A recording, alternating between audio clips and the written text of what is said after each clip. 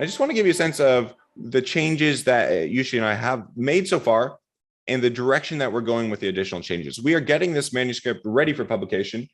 And this manuscript has had, as you can see, a large number of co-authors, and that's created a set of distinct challenges for Yushi to manage. And it is meant that Yushi's got to be really careful and going through these last stages to make sure infelicities of expression, lack of clarity, other things haven't crept in. You'll notice a lot of those surnames are Italian. There are certain Italian ways of expressing things that you're also going to spot that we're cleaning up.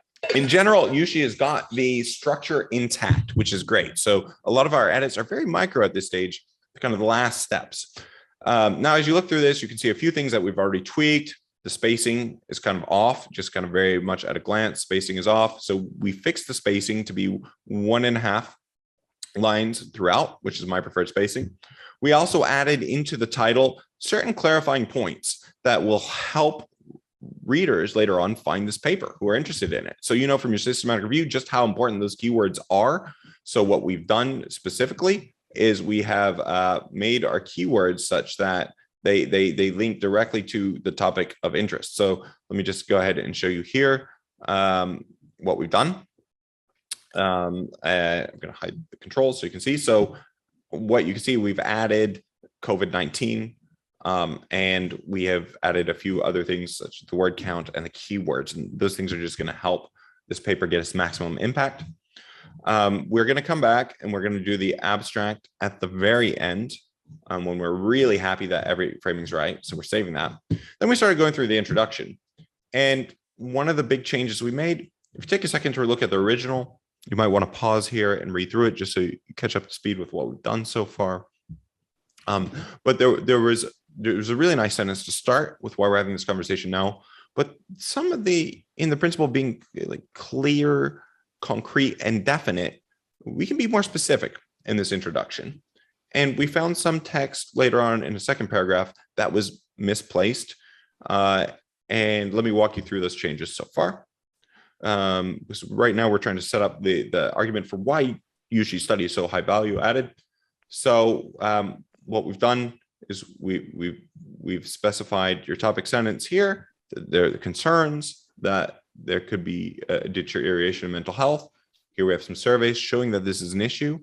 Some from the earliest stages of the epidemic, and some more recent ones that are showing that these are not just in people with history of depression, but those who had no sign of pre-existing mental health problems. We rearranged this to really emphasize the point Yushi wanted to make and make sure we're driving the reader to show that there's this big problem, and it's even happening in people who haven't had mental illness before. Second paragraph, we're really explaining what the leading explanations are for why this is happening. And we've clarified the two main hypotheses and said that these are often used interchangeably, but some research is starting to disentangle them. Now we have two examples here. If you go back and you look before at the original version, you'll see we also moved some material from the Italian study that was misplaced because it really fit better with the topic sentence above than it fit with being down here. So okay, picking back up, this is where we were. Now, where we came to was we found this point here about the elderly. There's no robust nuanced evidence on how policy changes during lockdown affect the mental stability of the most vulnerable and elderly population. This is true, but this doesn't really follow from the direction you're taking your readers right now. This comes later when we talk about gaps in the research, because what you're getting to now is you want to look at a third possibility, which is what about just the announcements themselves? Sometimes we know when people, for example, are afraid of losing a job, that can be worse in their mental health than actually losing their job. We might want to cite that point here. But just the announcement of lockdown creates a wave of uncertainty and fear. And this paper is going to try to disentangle a third possibility here. And specifically look at the vulnerable elderly population. So I think this kind of gets the value added. This muddles the value added. So it is value added, but I think this comes a little bit later. And I really like generally, Yushi, how you've been very clear and succinct in the structure of your paragraphs. So is it possible yet there is a third, and to our knowledge, as yet untested possibility? Could government announcements of upcoming of impending lockdowns trigger depression. I want to say, you could say elicit. We've already said trigger, elicit or provoke anxiety and depression.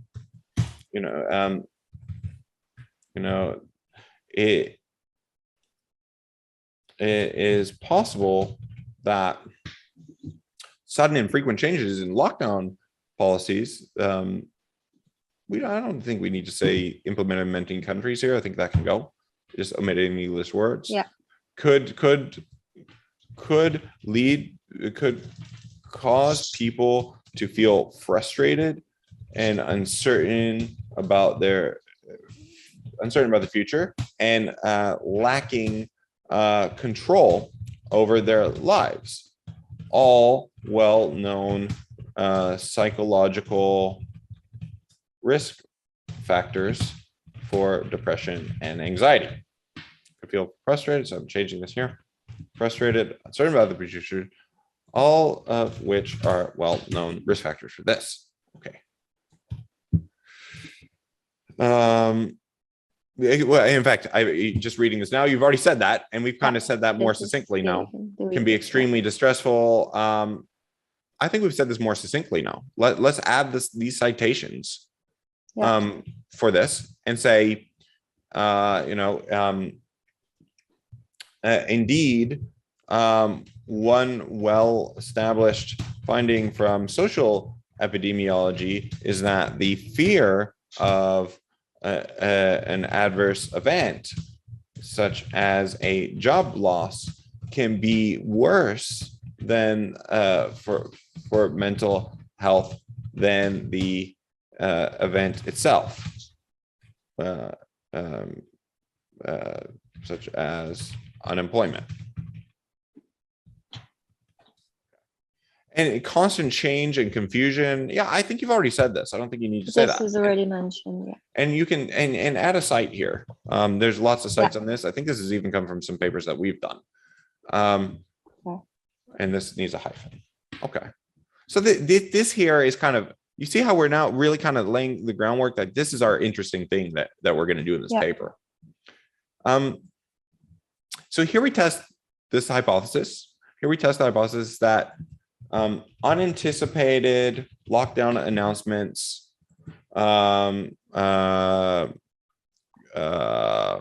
worsen. I'm just trying to keep the tense the same, right? Because you started here with our concerns and keep this all in the present tense instead of jumping around the tense. We have used a bit of passive voice here, unfortunately, but that's okay. We kept some active voice. Some active voice here. Okay, so here we test the hypothesis that unanticipated lockdown measures worsen mental health. So now you can be specific about your study.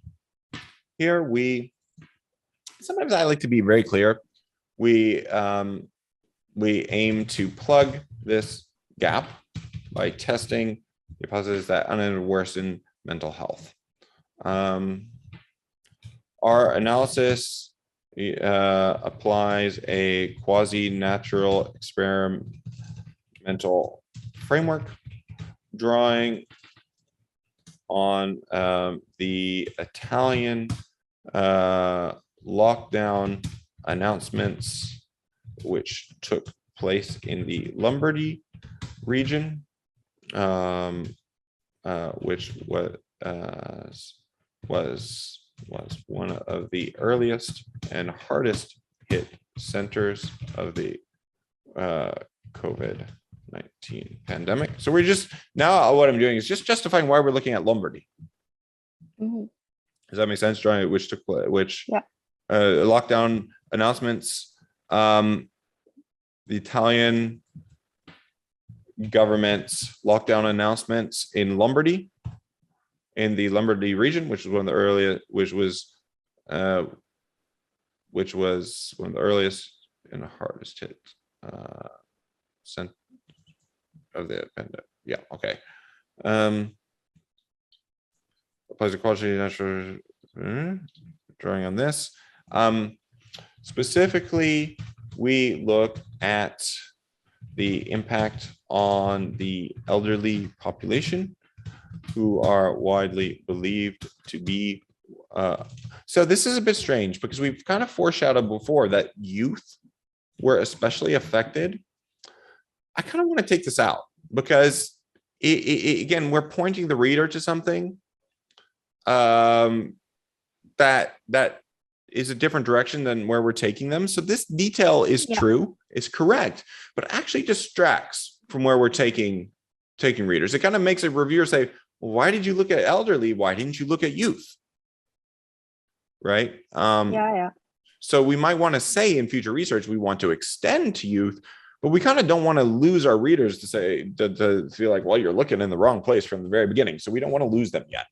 We want to actually justify that the elderly who are widely to be among the most vulnerable, right? And that sentence doesn't really make sense if we've said at the top that youth were the most affected. Okay. Box and again, I would just change this. See here how you've got more detailed explanation can be found here.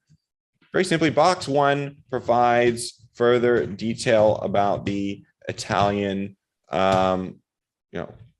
context. But you see, you've already said this about the hypothesis. We don't need to say it again. We argue that it's not only the lockdown measure per se, but the constant confusion. We've kind of set that up here. Said testing that unintended, if you really want to specify, you can say per se. But I don't think we need that. But if you feel like that's going to cause some confusion, then clarify it. Further detail about the Italian context covered. I kind of prefer, and specifically, we test our hypothesis using repeated cross-sectional data covering pre and post periods, pre and post periods of lockdown announcements. So I want to say be a little more specific so we can end on a nice note. I don't like ending the introduction on the box. Specifically, we test our hypothesis using repeated cross-sectional data covering pre and post. Okay, this is getting a little bit clunky. I'll just say for the elderly population. I'm not fully happy with that, but I want to keep moving. I wanted to say covering the impact on the elderly population, but it's getting a bit clunky. Have another look at this later, Yushi. I think that sentence can be improved. Okay. But I want to keep going. This is a very detailed edit, and look, I wanted our co-authors to get everything substantive in because I knew their writing wasn't going to be great. No offense to any of those Italians writing, but this is often we end up taking a heavy footprint to clarify papers. So as done in the first COVID-19 wave, we used a this is a little bit unclear. I think we just say we performed. I think we want to say that we did the survey. No, we designed a telephone-based survey, which was conducted by, the survey was implemented by this. I don't understand this. This created a unique data set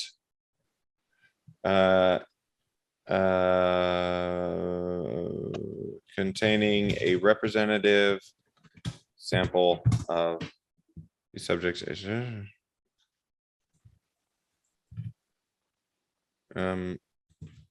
who were interviewed between and it's specifying splitting hairs. We're kind of specifying between this period rather than when you say two, it's more like driving forward in time. It's a really micro nuance, but it's a subtle thing. If anybody's wondering why I changed that there. Okay. It's great. Containing representative assembly. Good. So I like, as you'll know from my other things, I like when we get to our analytical sample to also include a Prisma type flow chart of how we arrived at our analytical sample. Again, along with the strobe check, one other thing we talked about, for those of you joining on now, we also talked about including a strobe checklist, which is the observational study equivalent of Prisma. I think I hear your, no, is your dog there with you, Yushi? Yeah, well, it's the dog in Beijing, not the same Oh, dog. okay, not the same one, because I could hear in the this one is a background. lot more noisy. Okay. So, and then I would like to say details have been described elsewhere. Briefly, is that true? If so, out of sight, so that we don't have to go into everything. So this is unclear. You mean if it's in the appendix or? Oh, okay. It's described more in the appendix. Or no, this is just what Silvano they've added this part of the detail because okay, we're that's asking fine. We need some key things. We need the response rate. That's a key parameter that we just need to include. I'm not sure why it's not there. Okay. But that's also those of you who are doing your systematic reviews and evaluating quality of research. I know Cornelia was just going through this. We need to make sure we tick those boxes for good quality in our studies. So response rate needs to be there. Participants were randomly recruited from a list of 30,000 families who were represented by. So this is confusing. This is what I talk about putting related points in the sentence together that I talked about in the sentence. Do you mean that they were randomly recruited by province and size of municipality from this list? Or it's a little bit ambiguous, representative of, or are they representative of the region because they're representative by the province and size of municipality? I don't really understand what it's saying. So they didn't randomly go recruit from the list. Did they do a clustered a stage design, say, okay, we're going to randomly select first from a province and each province, and now we're going to, this is unclear. You might I mean, after they said quotas of gender by age group and province by municipality size. So it's what not that mean? Exactly. It's hard to. Let's see if this says a quota method was used to. Okay, so a quota method was used to enroll study participants using quotas by. This is really unclear. And habitat. That's, I think we've got some Italian words coming in. I'm gonna, you know what, check it with them, but I'm gonna edit it. I think what they wanted to say is that to ensure representativeness of the elderly population, a quota method was used to enroll study participants. Let's just change this. Participants were enrolled using quotas by age, sex, province, and size of municipality. Okay. I think that's better.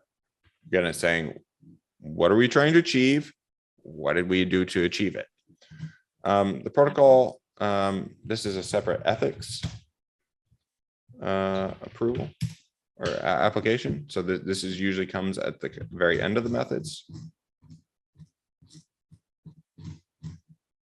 Oh, this methods is a little bit long.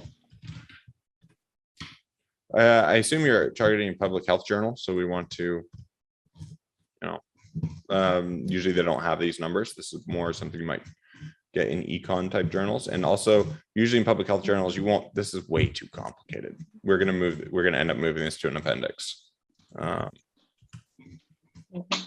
It's just not a level of detail that the reviewers will look at, but the people reading it won't. Study participants were so some of this is implicit, right? The questionnaire asks study participants, questionnaire asked participants about their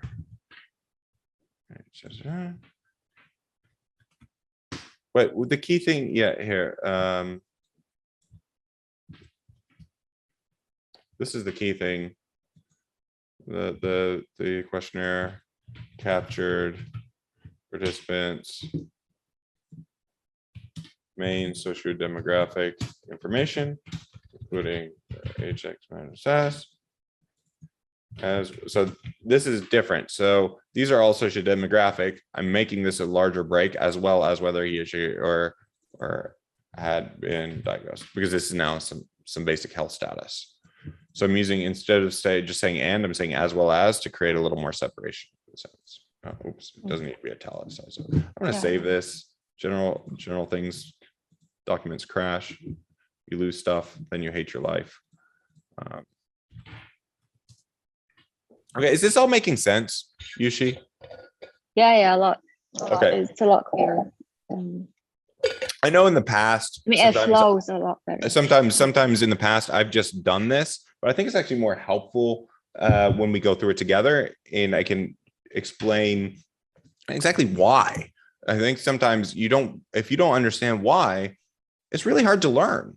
And the best way I believe to learn this stuff is by doing it. It's one of the things that's really hard to learn from a book. Okay, outcomes. We captured respondents' self-reported mental health through validated scales developed to assess probable cases for various mental disorders in non-clinical settings. So this is another example. Various, I see a lot in papers, but we can be more specific here. Probable cases for depression, anxiety, and other common mental disorders. And is there a name of these validated scales? Why are below is assessed respondents self-reported mental health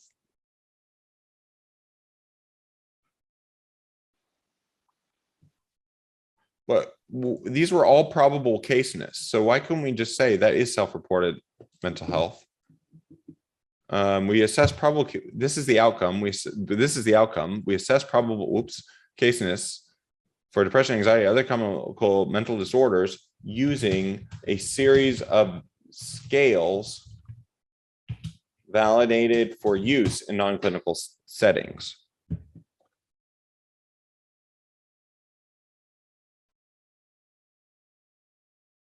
Okay. Specifically,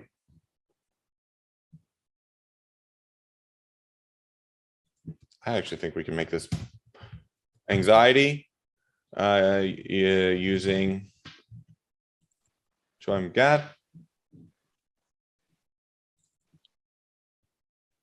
Oh, so we only did depression and anxiety. No, depression, anxiety. Why don't we just do sleep disorders? Anxiety using this, depressive symptoms using this. What is appendix 1 is just about depression, or what is appendix 1? Is it usually you're on mute? Sorry, it's the questions themselves. Oh, okay.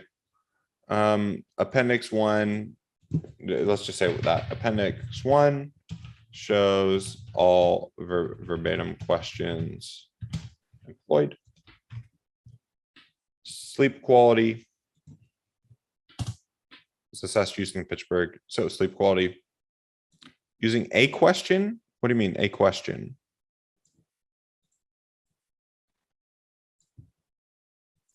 Sleep quality. Well, I think they added this one of the questions, I suppose.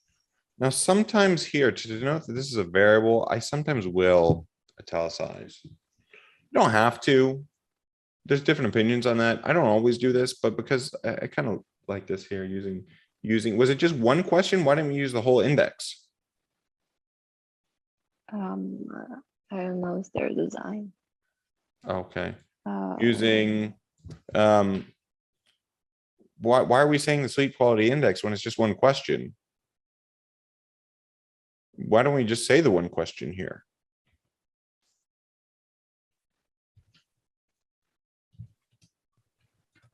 I think we should say what the question is to be really clear.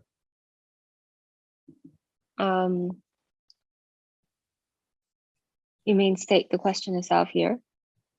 Yeah. To code probable case net, we coded, we consider person to exhibit, let's just say with the same thing, probable caseness for anxiety. And I wanted to say we follow standard methods, following standard approaches. We considered a person to exhibit probable caseness for anxiety and depression if the GHD or PHQ 4 were greater than 3, Y respectively. One for anxiety, one for depression. But if either or both. Well, they're separate questions, so separate variables. But so anxiety, GAD, and depression. Oh, you mean for the GAD? Oh, right. I see what you mean. Or for if the anxiety, or if scores were if for anxiety using GAD2 or depression is Q2. Just again, just making this very lean because this gives us more space for the conclusion as well. Subjects with poor quality. Was defined as, yeah, I think we should really put the question here. Put verbatim question here. The next one. And I'm okay with ending this with specific questions. Okay. As explained during the interview period, this is very important. Pre and post announcement dates. Explain detail in box 1.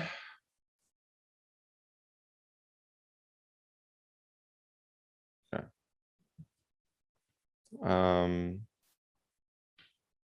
So box 1. I think the whole point here is to better ascertain causality.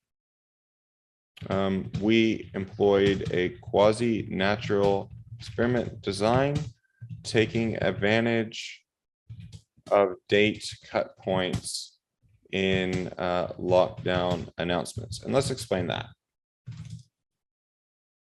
So I'm just setting up the topic sentence here because to explain what we're trying to achieve. And I obviously can't spell this morning. Just changing up the topic sentence. Figure 1 shows the specific dates of the survey interviews and the major lockdown announcements. So in particularly, I don't know what I'm writing, on November 20th, and sometimes you see Word document starts to slow down with a lot of track changes. November 20th, yeah. 2 new ordinances. And let's just say not everybody knows that word. Let's just say government ordinances. I know it's a little bit extra, but just to make clear in case we'll get reviewers who won't know. 2 new other government ordinances altered the lockdown policies. Can we be clear about that? What did we mean? Did they announce new lockdown policies, or what did they do? They changed the previous deadline of the deadline of the previous. So they extended the lockdown policies, right? Well, actually, the 20th extended and 28th shortened the deadline. So Two new. values altered. Okay, but the main one is the main one we're looking at the 20th. Yeah. November 20th. One government, so the other one's kind of a robustness check, huh? Well, the other one, the margin effect is less, but then still the announcement had an effect. Even if it's shortening it also had an effect, just because it's just uncertainty. Yeah. Oh, that's uncertainties. You found the shortening had an effect? Yeah, but definitely less than the extending. Oh, that's interesting. Extended lockdown. You would have thought maybe that shortening would have improved things, because that's kind of for the better. Okay. I mean, locally around that day, that announcement, they still had worse, like on average, it's worse. I mean, that's really that's really fascinating. Let's say this extended lockdown for how long in particular, then I think it's worth it describing both of those. Then again, on November 28th,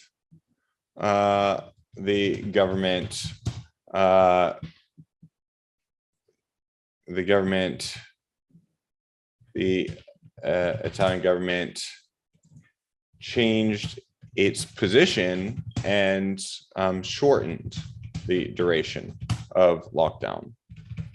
Both changes were unanticipated and are likely to have provoked a sense of confusion and uncertainty.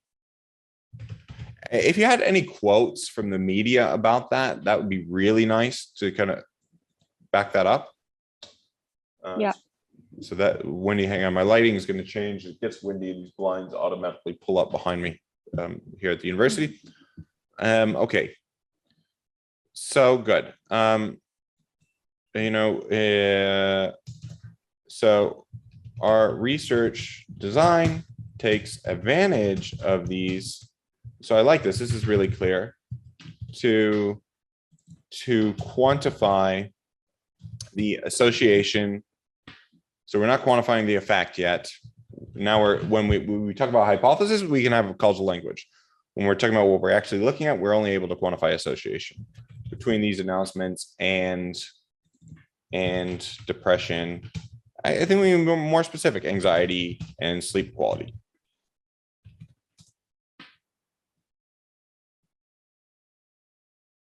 These are all robustness checks.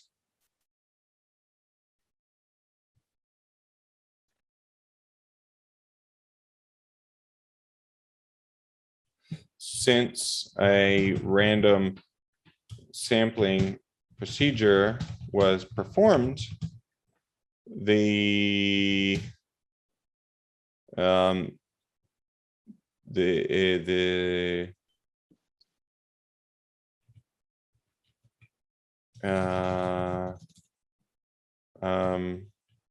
we simulate a randomized controlled trial by creating a random assignment pattern of some people being exposed to the announcement and others who were not,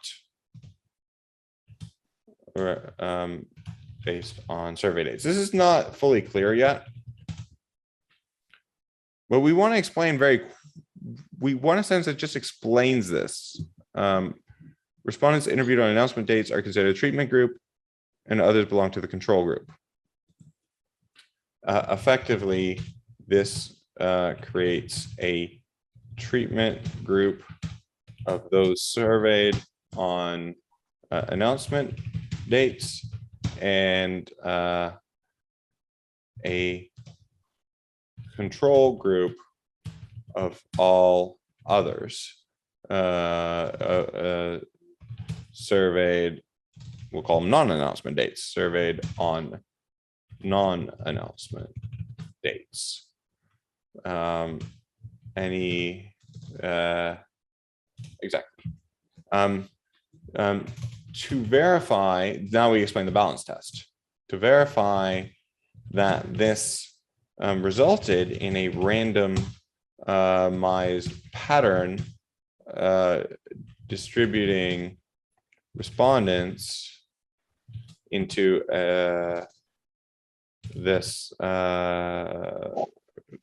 into these treatment and control groups,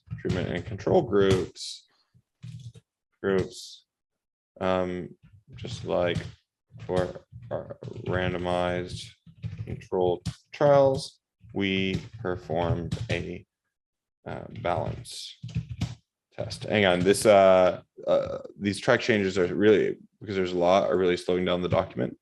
So we may have to pause and fix this. Figure 1 is up here.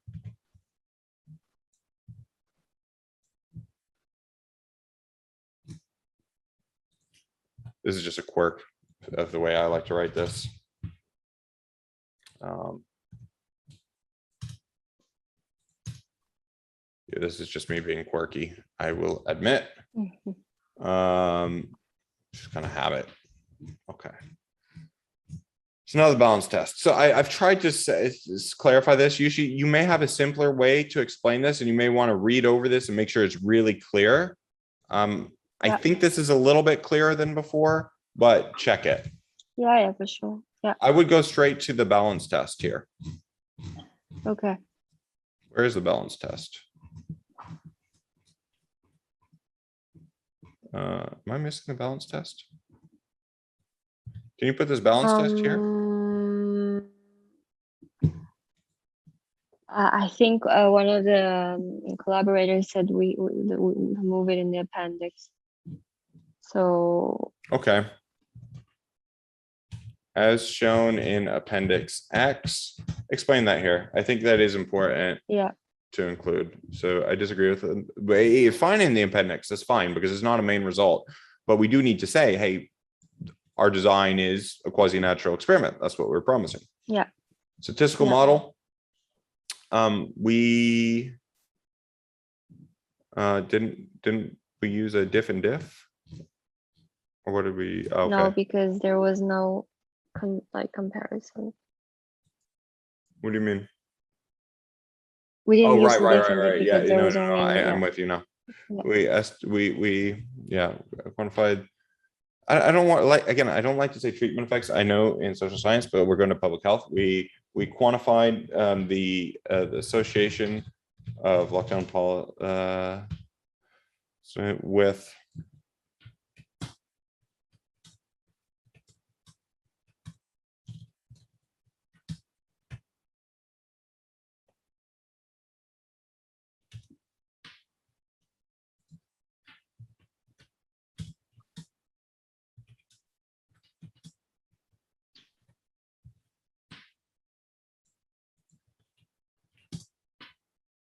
and I would just spell this out again. You know, some people have trouble with equations. Let's just make this really easy. Announcement date. Announcement if there's one is. So you put the dates together? So it will just be the 20th and the 28th. Oh, you put them together. Is it different? But it's stronger if you look at the 20. You do separate them later on, correct? For the rebound effect, I only looked at the first announcement, so I cut off the second announcement. But for this one, we can do it either way because I was still not completely sure. So if you want to, you just just ignore all the interview dates from the second announcement on. That also works. I think it's stronger. I don't know if it's meaningful to have the second announcement effect because we're looking at the announcement per se, so it's not really exactly what announcement Okay. Usually we've got like, about halfway through. I'm gonna have to pause here. We'll have to continue because this takes some okay. time. I mean, it Yeah, simply this kind of editing just takes time. And have a think about that. I do prefer this is way too long. So have a go at trying to condense this and be a little bit clear about this, or move if that's detailed, move it to the appendix, but we don't want that here. It's too much. I prefer starting with just in the results presenting the first announcement date because that's a much stronger test of the hypothesis. And then adding maybe the second Okay. one or maybe consolidating them if possible. But okay. let's go through that. Unfortunately, yeah, like I said, I've got to stop now. But really nice job. This is shaping up really nicely. This is a great paper. Again, these little changes, it would get published as it was, but these are changes that are just going to help it be easier to follow. We definitely need to come through and make changes to the abstract. You might even be able to go ahead and carry through some changes to the abstract. Go ahead and do that and leave your track changes on so I can see where you're at.